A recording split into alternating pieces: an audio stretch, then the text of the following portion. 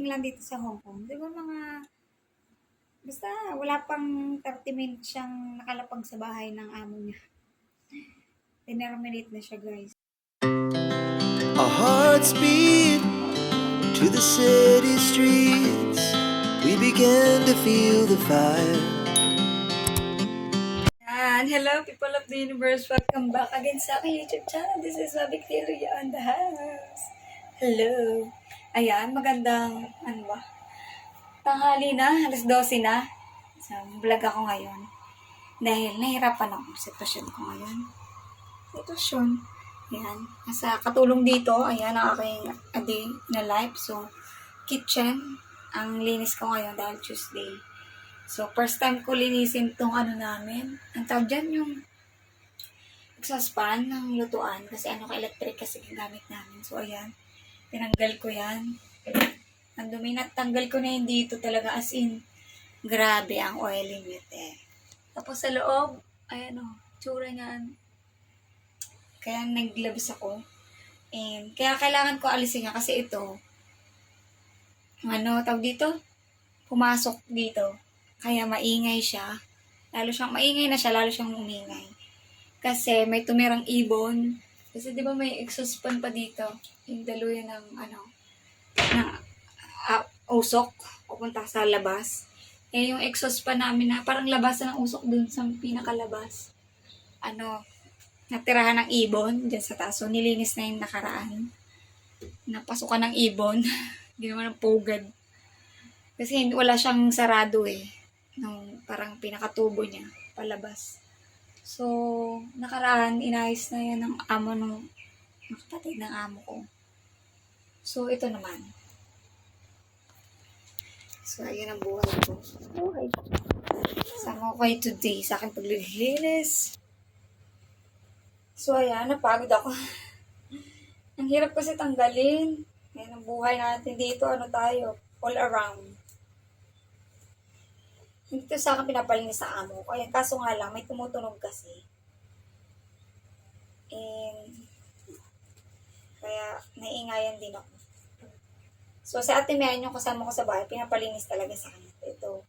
Parang sinabi lang ng amo ko na gano'n. Kasi maglilinis nga ako na dito. Siguro, sinabi ng amo natin na nilinis na ito, tinanggal yan. So, pinapatanggal na din sa akin. So, swertihan lang talaga dito yung mga maamo na sobrang, sobrang maselan sa bahay. Yung mga amo ko hindi. Talagang praise God talaga. Kaya, ito yung pumasok ko. Na yung mga hinakot ng ibon, ng mga pangpugad. Ayan, pumasok. Sabi ko na yan. Hirap po. Hirap tanggalin to. Saan yung niya? Ayun, ginamitan ko siya ng ito. Kasi pangkapit. Kaya niya kumapit eh. Ayun siya. Sabi ko sa amo ko, walang magla-lunch dito. Kasi hindi ako makapagluto. Ang deep clean to. Sakit na likod ko. Persa ako dun Persa yung aking likod. Tanggalin to.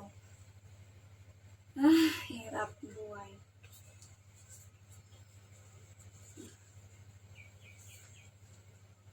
Ano yun?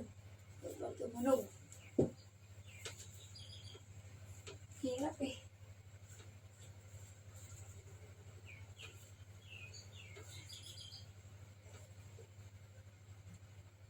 Uy! Tigas. Parang nagagalito ko. Nagpersa ko yung ito na lang hawakan ko. Look.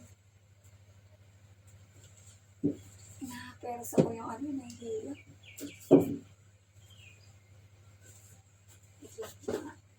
Dito tayo sa kamera. Takot. Black voice eh. Mas may marimar. Parang tubero, lahat ng pwede. Lahat ng trabaho dito, tubero, karpentero, pwede lang eh. Ay, Lord. Please, ka na? Ay, kanina nakaya ko.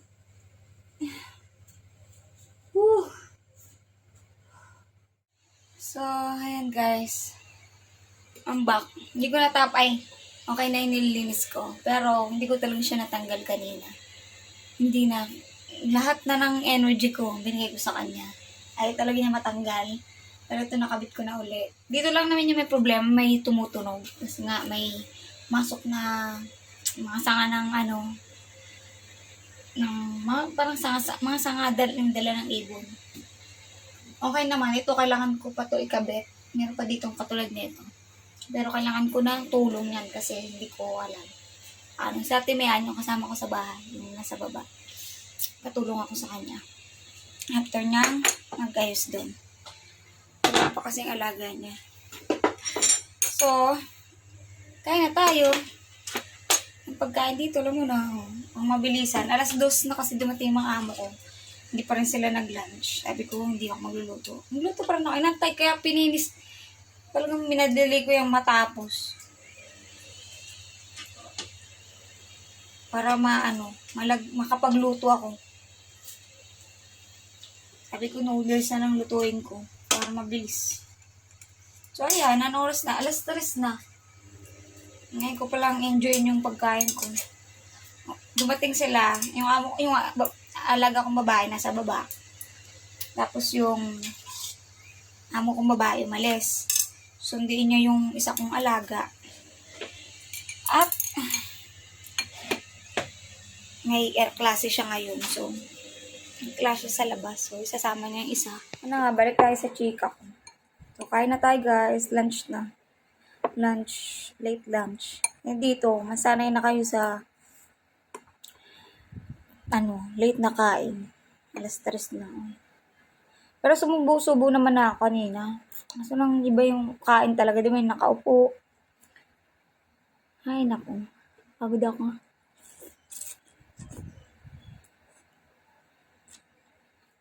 Hello guys! I'm back! Tapos ko kumain, di ba? Kanina pa yun. Mag-vlog lang tayo. Tapusin natin ang vlog na to.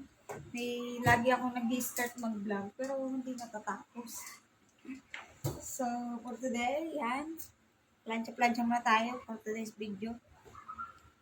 Kanina, di ba, naglinis ako sa kusina. Actually, hindi ko siya nalinisan lahat. Doon lang ako nakapag-focus sa pangalan nito? Doon sa exhaust pa namin sa may sa pagluluto, sa stove. Ang hirap kasi, ilang oras ako doon. Tapos naghahabol pa ako ng oras ng lunch pa. So, yun. Tapos kumain. Tapos naglinis-linis dito, vacuum. Punas-punas ng sahig. Nag-alaga ng mga bata sa baba. Kasi yung alaga natin yung kasama ko sa bahay, may kinuha siyang grocery nila dun malapit sa tinatapunan namin basura. Nainiwan niya sa akin dito yung mga bata sandali. Yan, buti na naayos ko na yung namin, hindi na siya maingay, yung sa stove. Saucepan ba yung tawag doon? So, mamadali na rin ako. Dahil anong oras na? Magsasalang na ako ng lutuin ko. Dahil maaga mag-dinner yan. Isa kong alaga. Hindi pa sila nabalik. Nabalik pa lang yun sila. 5:30 na 6:30 daw kakain yung isa Siya na. Tapusin ko lang tong isa. Yung the rest bukas na. Plancha na ako ng uniform niya, sir. Tapusin ko lang to. Tapos yung iba bukas na lang yan. Nasa 6 na diba? Tapos, pasmado ko talaga. Kaya hindi ako nagpa-plancha ng alanganin din So nga lang, ngayon matambak kasi ito. Pasmado ka, tas luto na. My goodness, right?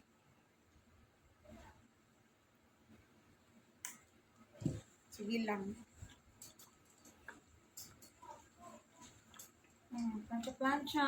Bilis ng oras. Parang kanina, lang. Maga, tas gabi na naman.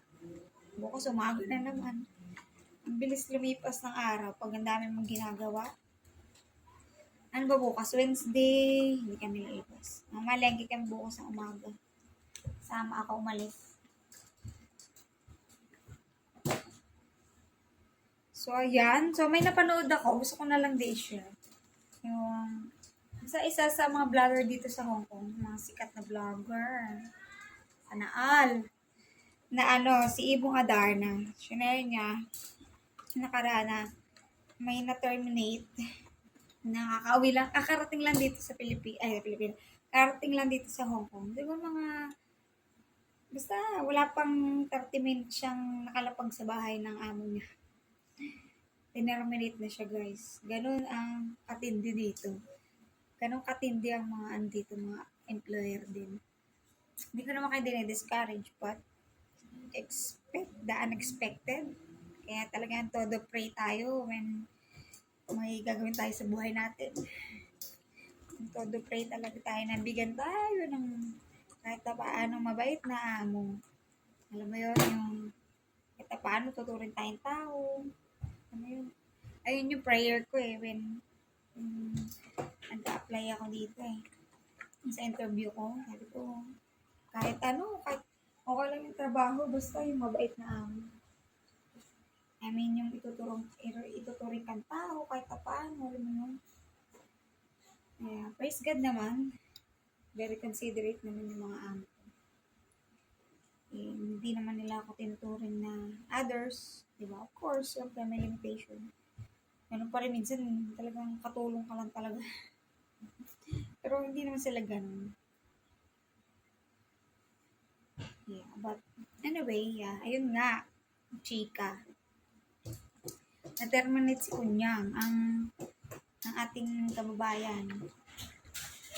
Karating lang niya dito sa Hong Kong. Siguro kasi pagkalapag lang niya kasi sumakay siya na taxi galing airport, and then ang sabi susunduin siya ng amin sa labas ng building nila. So, syempre yun. Siguro nag-aantay siya ng amo niya habang pababa ng building. Tapos ito si kabayan natin, may nakikitang Pilipina. Nakausap niya. Syempre, di ba tayo kahit di natin kilala, kahit di natin close, nasa Pilipina. Di ba, machichika na natin yun, lalo kung bagong dating lang siya. So, siguro nakita ng amo na nakikipagkwentuhan doon. So, pagdating daw niya sa taas, pag-akit nila ng amo niya, parang wala pa daw 30 minutes. Mga 30 minutes daw, ganyan. Sabi nga ni Ibong Adarna, hindi pa daw umiinit yung wet pack. Wet po ba yun? Wet pack tuloy. Wet po. Wet.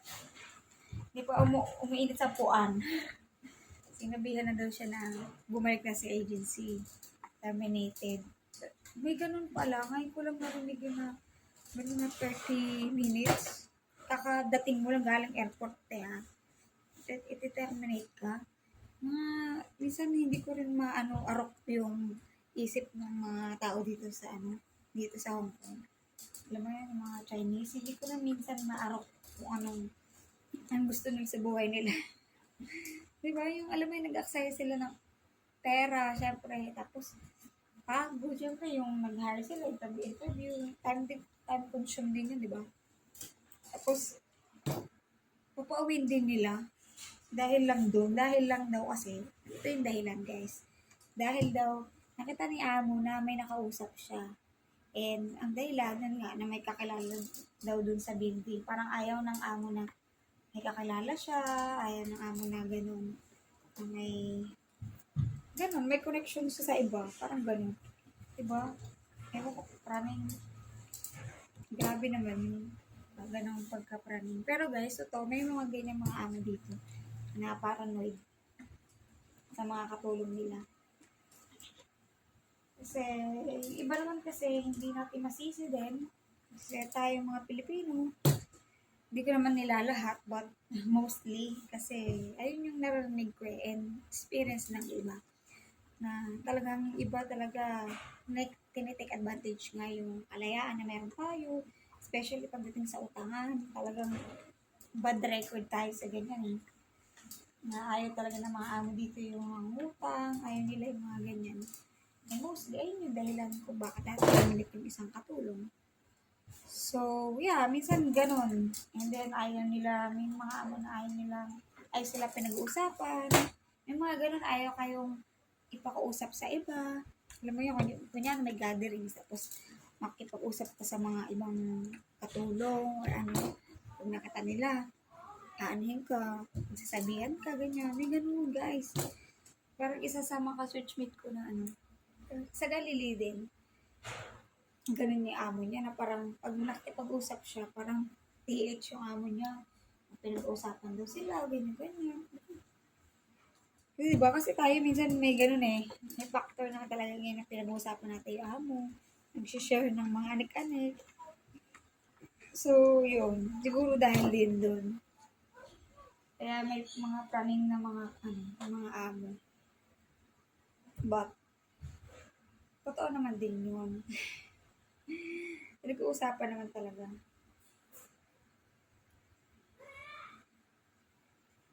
But anyway, minsan naman kasi may dahilan pag-usapan, di ba? Yan. Matulad dito, may kapitbahay kami dito sa taas. Bago lang si ate. Siguro, I mean, hindi na siya bago dito sa Hong Kong, but bago siya sa amo niya. So, ano siya? Ang daldal ni ate pag dito. Buti na lang yung amo ko, mababait lang naman. Pag nakipag-usap ako sa kanya. Sabi ko pag gano'n na siya masyadong mag-English, di ba kasi maintindihan ng amo. Yan. Pero mabait yung mga amo niya.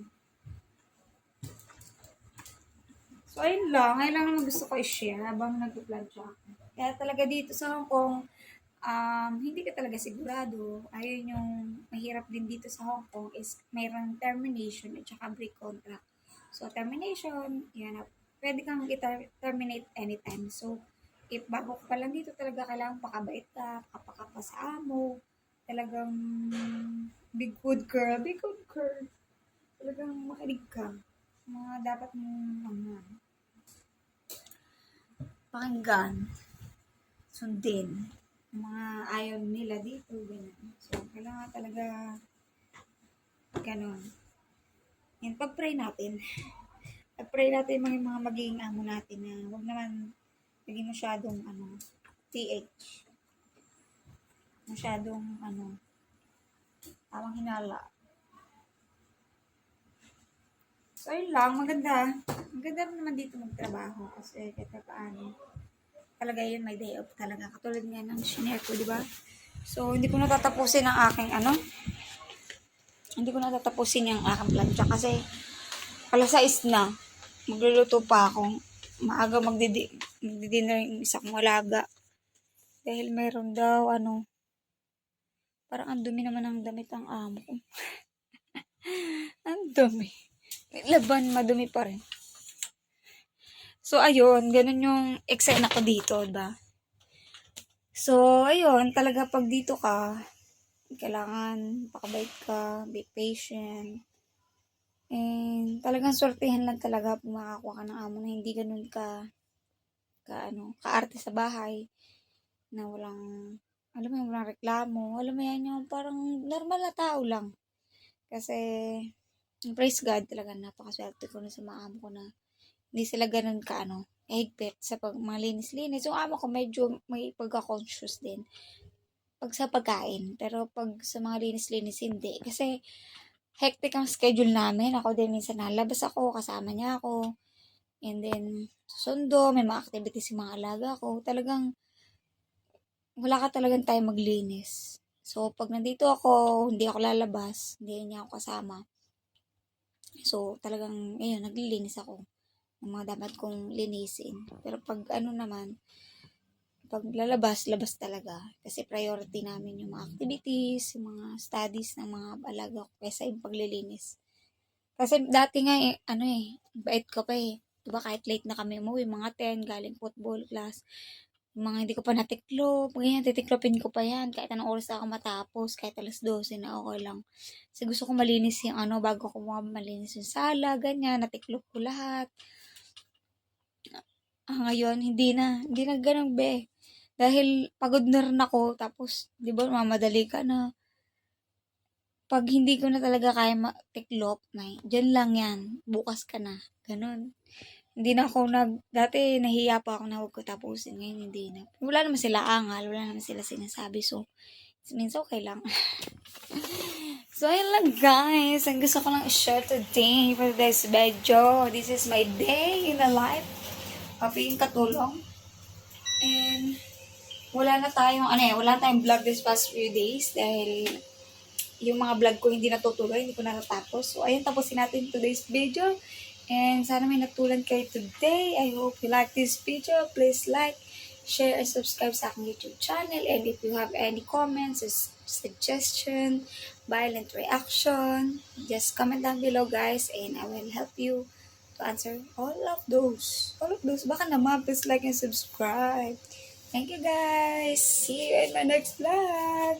God bless guys.